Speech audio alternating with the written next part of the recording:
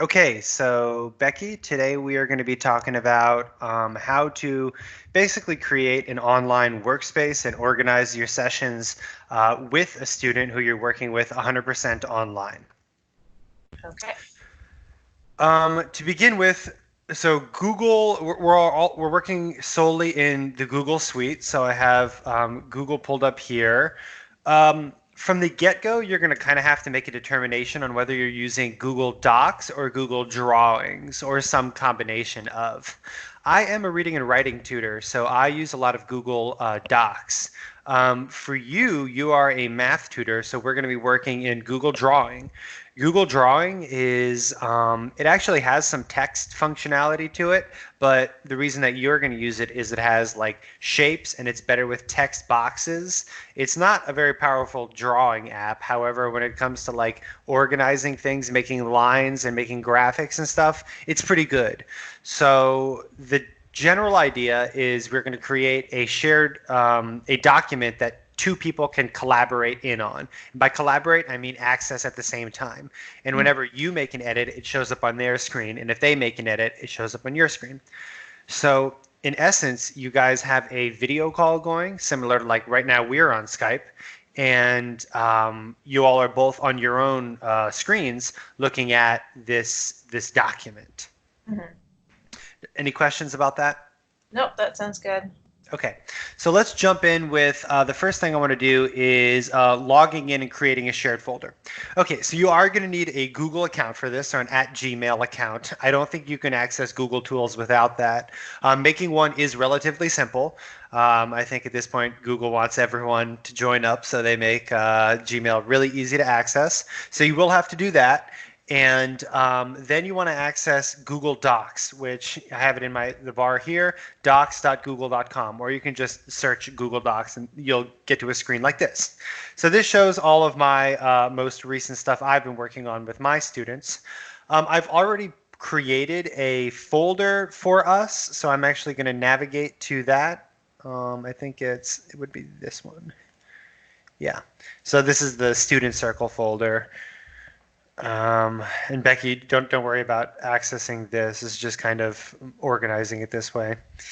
Okay, so I've accessed the Creative Educator Discussion Series, and I have, for us, online workspace with free Google tools. That's this webinar.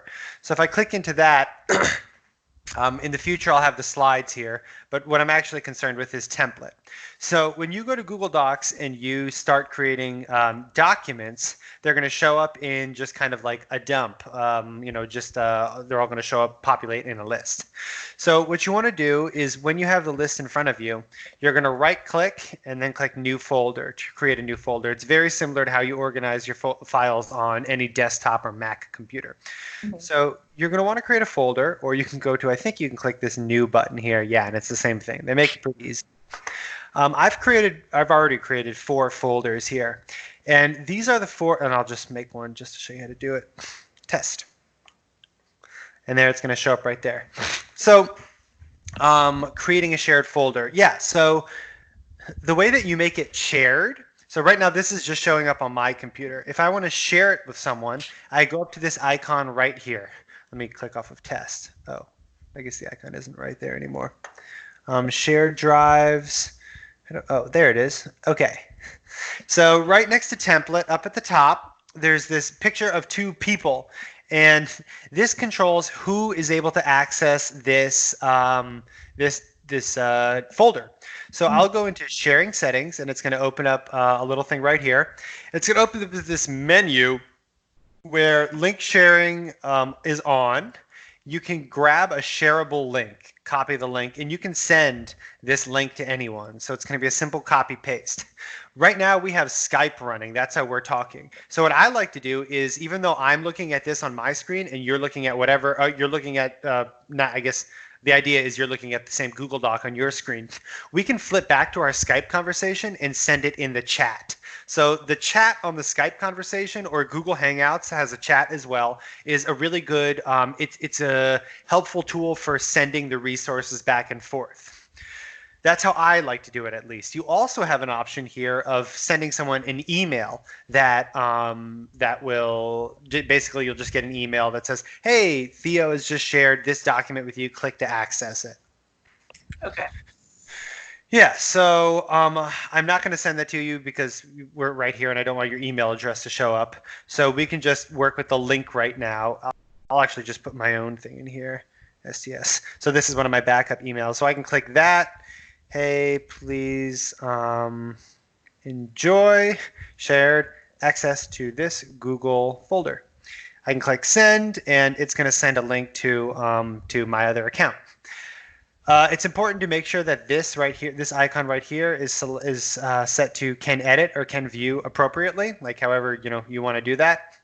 And yeah, so I'll just send that.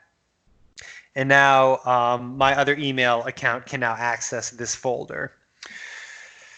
Yeah, so that's how you edit the shared settings. So when that person logs in, they can actually see all of this content and then they can edit it as well. I give that person editing permission. So that means they can add documents in. It's like they have the same administrative control over this space as you.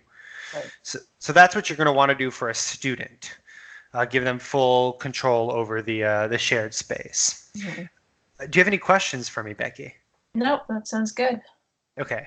Let's see. Next, I'm going to talk about formatting. All right. So let me explain to you why I've kind of selected these this particular organization for folders. I have class guide, class workspaces, documents, and homework. Documents is going to be it's like any foundational documents, so like your curriculum, any homework you assign them, if it's like digital or they've written on a worksheet, any uploads, and obviously if you have a more complex or sophisticated system, you can click into documents and add in some more, add in folders and subdivide. Right now, the only thing I have in here is an example of a curriculum I've recently come up with. So I'll show that to you. This is a curriculum working reading and writing with a young student, an 8th grader. So this is a curriculum I've devised, and I'm not going to go in depth. We're actually working on writing and kind of integrating his interests, which are fantasy football. So I've brought in a lot of like statistics and data, fantasy football kind of stuff in combination with very hardcore writing. Mm-hmm. So the way I like to organize my stuff is I do week by week what I intend to be working on. So you'll see October week 1, week 2, week 3. So I basically outline kind of what I'll be working on.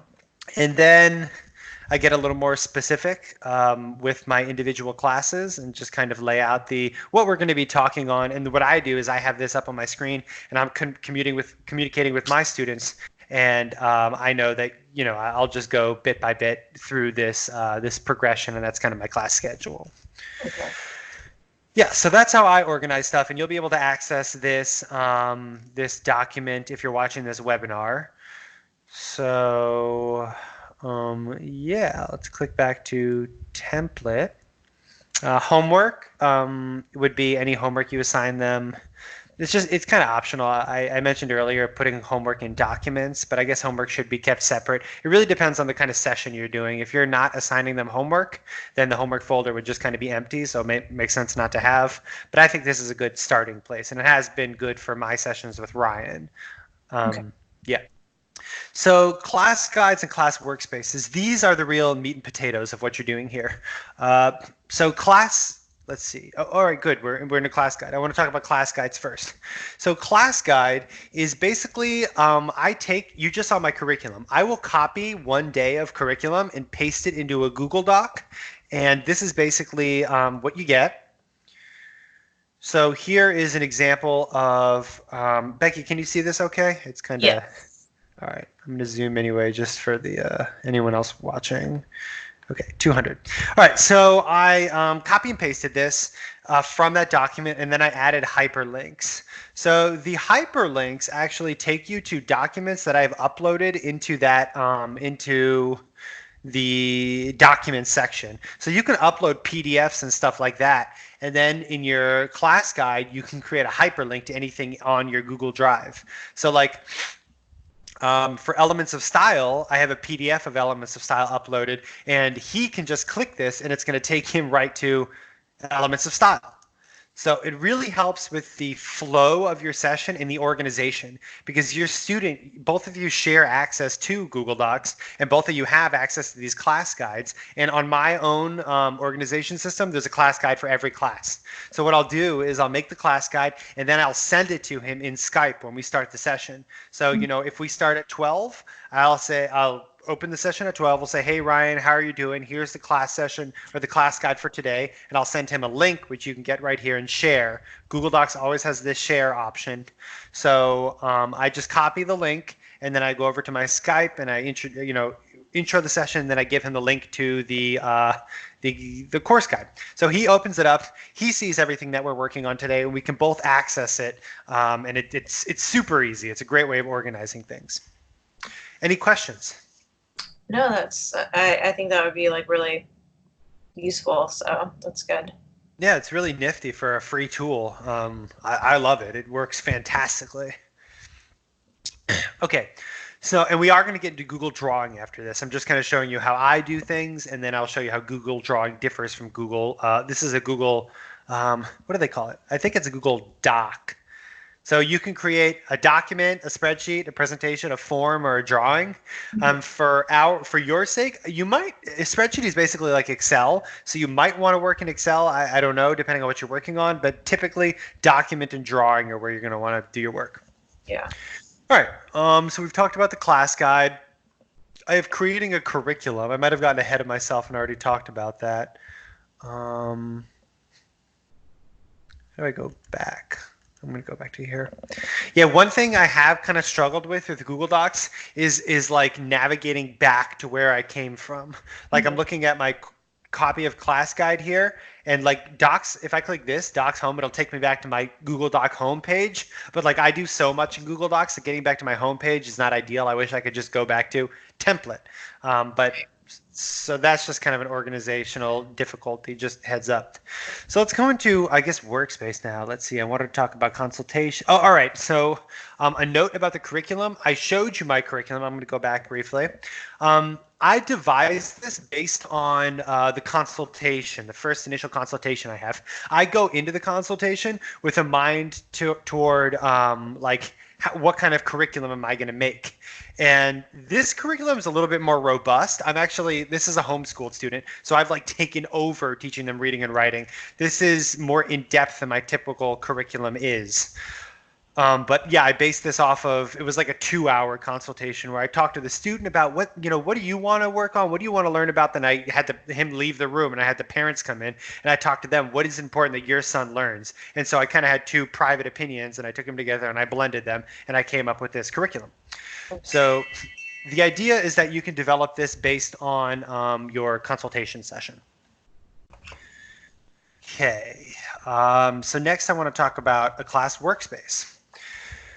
Okay, so let's go back to template, and I'm going to show you how to create a place where you and your student can work.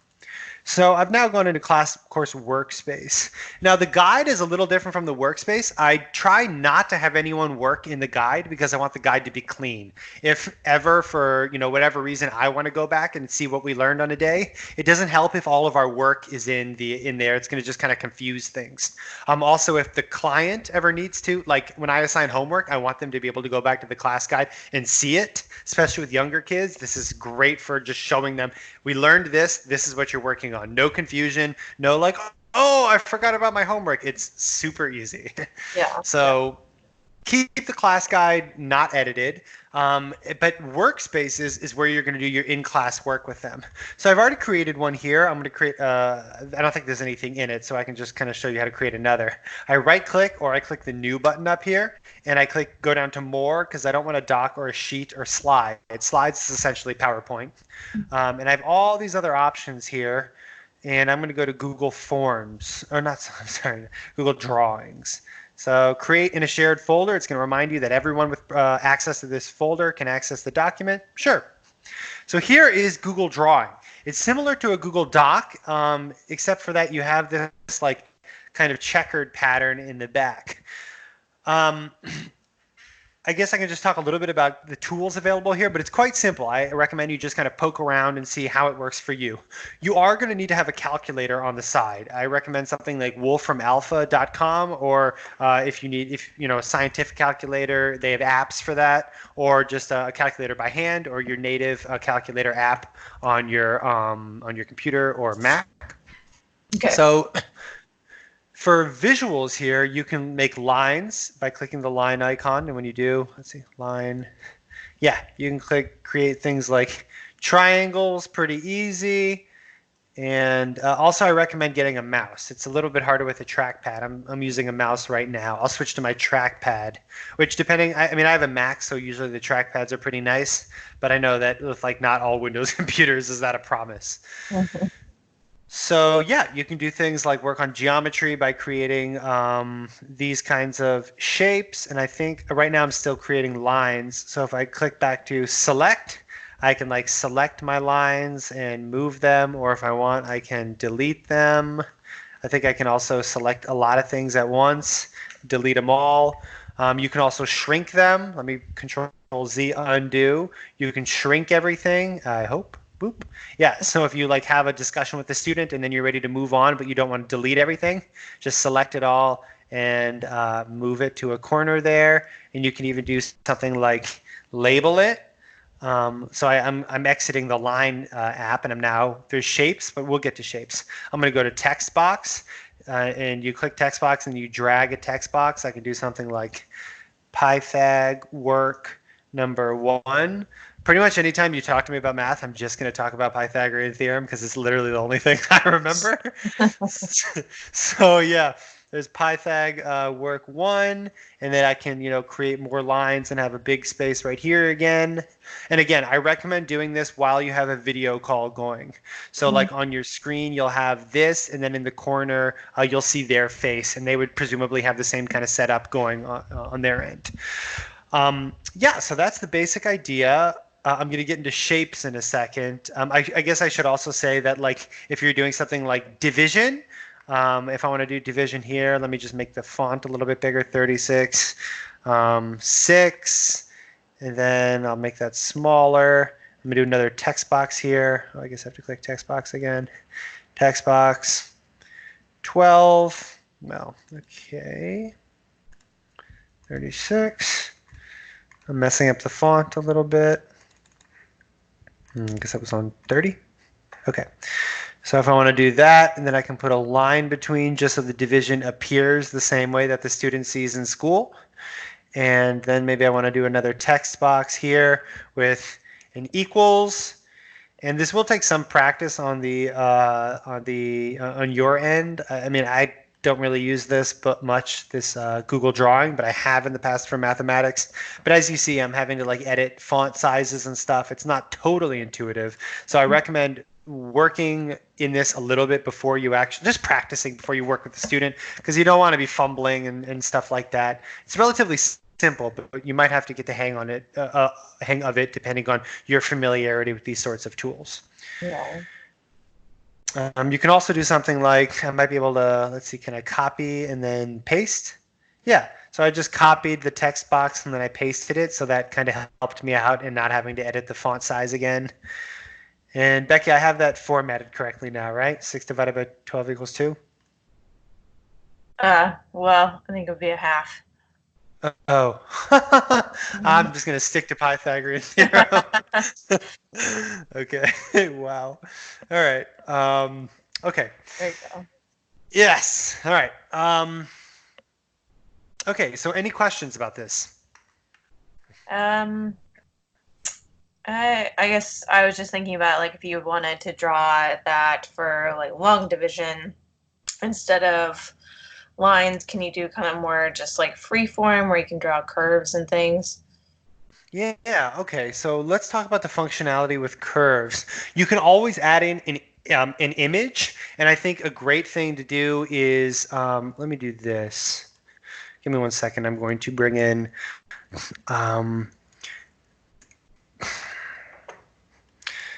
so like, let's say, your explanations aren't totally cutting it.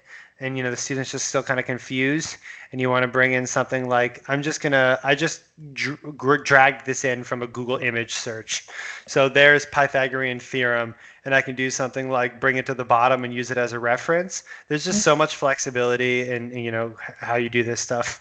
So I'm going to leave this down here, and now I'll answer your question about curves.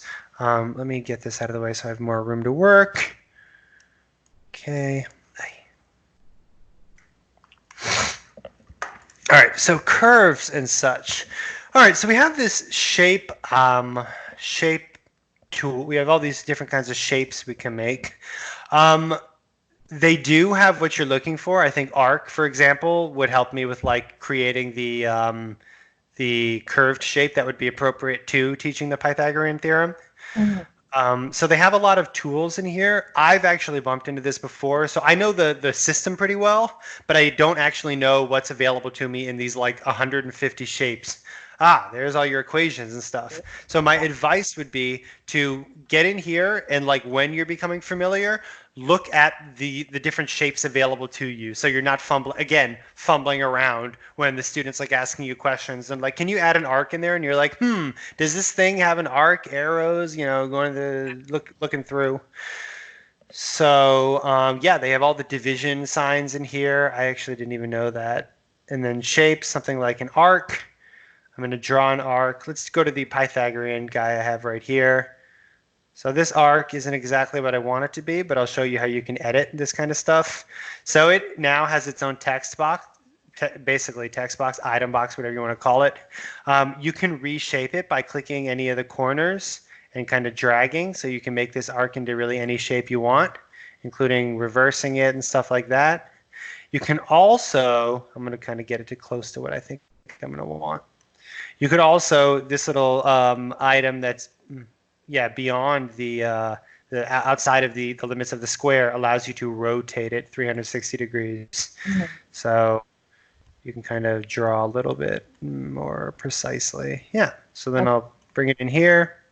Something like that. Is that what you're looking for?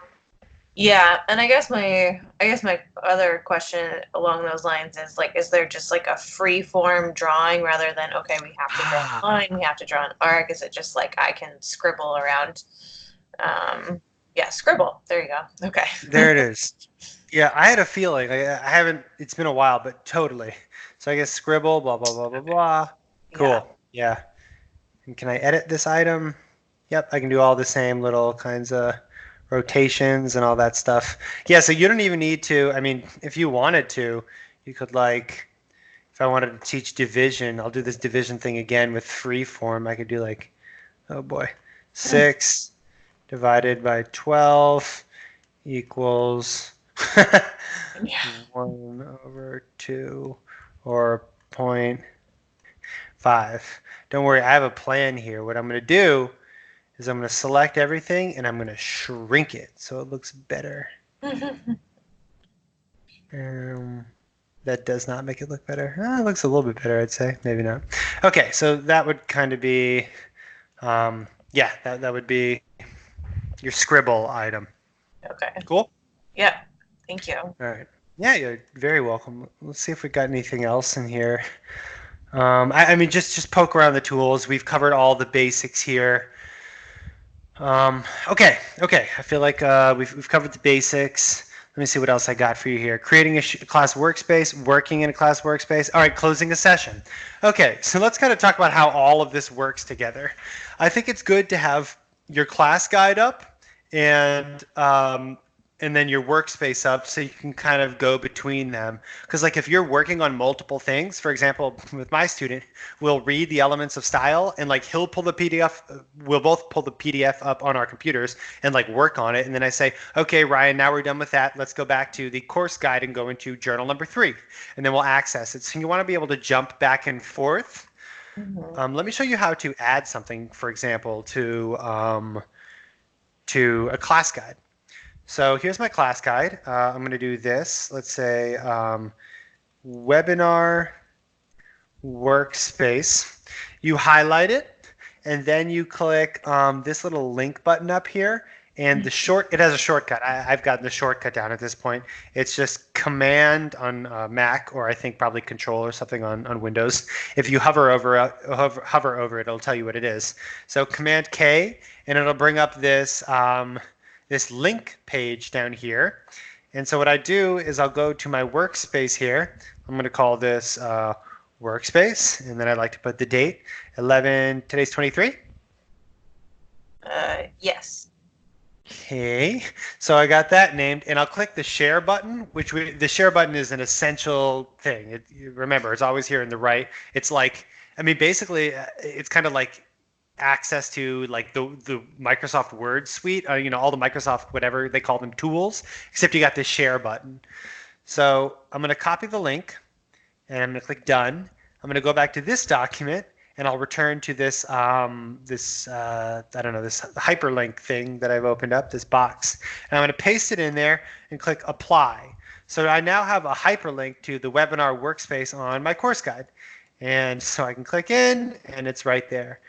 So by using both of these in tandem, and don't forget, you have your Skype chat open, so you can send if you ever want, like, let's say I want to send the course guide to someone, I can go to share, copy the link, done, and then I can go over to my Skype chat and send it to them. So when I end a course, I always go back to the class guide. I say, okay, so today we worked on this. If I want to recap anything, I'll go bit by bit talking about it, and then I'll remind them what their homework is. I'll make sure that everything's good to go, and I will, end the session. And it's that simple. So Becky, do you have any questions for me? I don't think so. It looks good. All right. Very good. Okay, glad to hear it. Final note about how to work with physical tools or physical resources that are not going to exist in a digital workspace. So that's textbooks. What do you do when you're working with someone one-on-one and they have the textbook? Okay, so there's a couple ways you can approach this.